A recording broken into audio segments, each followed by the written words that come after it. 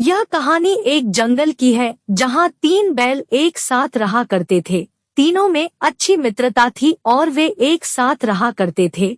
वे एक साथ खुश थे। तीनों बैल एक साथ जंगल में घास चरने जाया करते थे और इसकी वजह से वे सुरक्षित भी थे। जंगल में एक शेर भी था जो बहुत ही खूंखार था। जंगल का शेर हमेशा 3 बैलों पर नजर रखता था और वह उन्हें खाना चाहता था।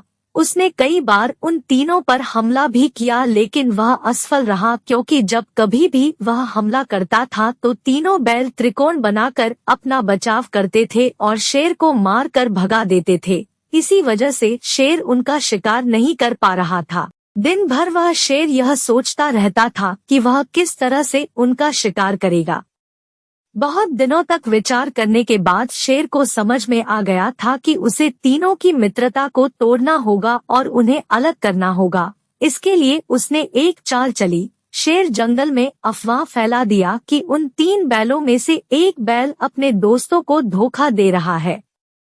जैसे ही यह बात उन बैलों को पता चली तो तीनों की दोस्ती में दरार आने लगा।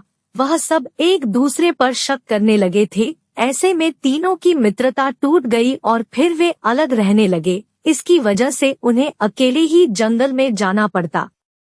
शेर जो चाहता था वह पूरा हो चुका था। अब वह एक एक करके तीनों का शिकार कर सकता था। एक दिन उसने देखा कि तीनों में से एक बैल जंगल में घास चरने आया था। उसने मौके का फायदा उठाकर उस बैल पर हमला कर दिया और उसे मारकर खा गया। कुछ दिनों बाद उसने दूसरे बैल को भी मार दिया और उसे खा गया। अपने दोनों दोस्तों की मौत की खबर सुनकर तीसरा बैल भी समझ चुका था कि शेर उसे भी मार कर खा जाएगा और वैसा ही हुआ। कुछ दिनों के बाद शेर ने उस तीसरे बैल को भी मार डाला और उसे खा गया। इस कहानी से हमें यह सीख मिलती है, में बल होता है और कि हमें अफवाह पर भरोसा नहीं करना चाहिए।